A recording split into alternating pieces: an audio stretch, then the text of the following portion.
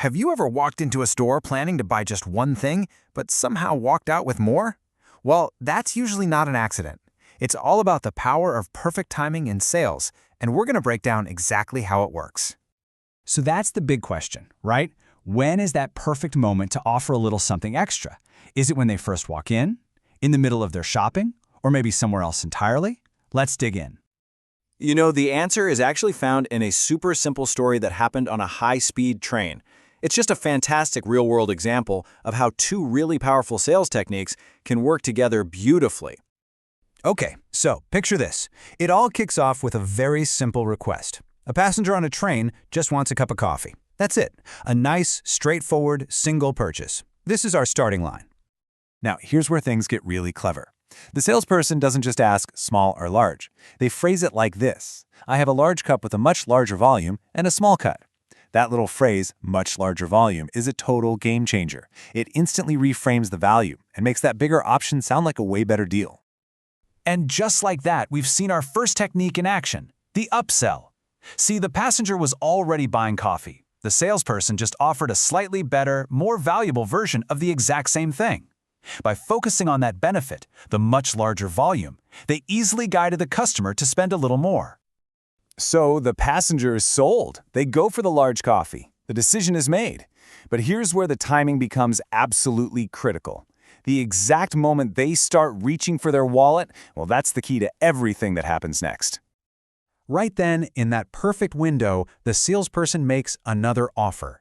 And notice how they do it. It's not a blunt, "Want some cake?" No, it's an appealing suggestion, a delicious cake that just came out. It's timely, it's relevant, and it just so happens to go perfectly with a fresh cup of coffee. And that brings us to our second technique, the cross-sell. So instead of upgrading the first item, a cross-sell adds a totally new but related item to the order. I mean, coffee and cake, right? It's a classic combo. It feels less like a sales pitch and more like a helpful suggestion to make their train ride a little bit better. All right, so let's just recap what happened. The upsell made the original coffee purchase bigger and better. Then the cross-sell added a whole new complementary item. Two different moves, both timed perfectly to maximize that one single sale. So here's the secret sauce. Both of these techniques are incredibly effective on their own, but their massive success here hinges entirely on the fact they were used at one single, crucial moment in the whole process. This is the core idea right here. The most powerful time to increase the value of a sale is that moment, whether it's literal or metaphorical, when a customer has already committed to spending money. Not before they've made up their mind, and definitely not after they've already paid.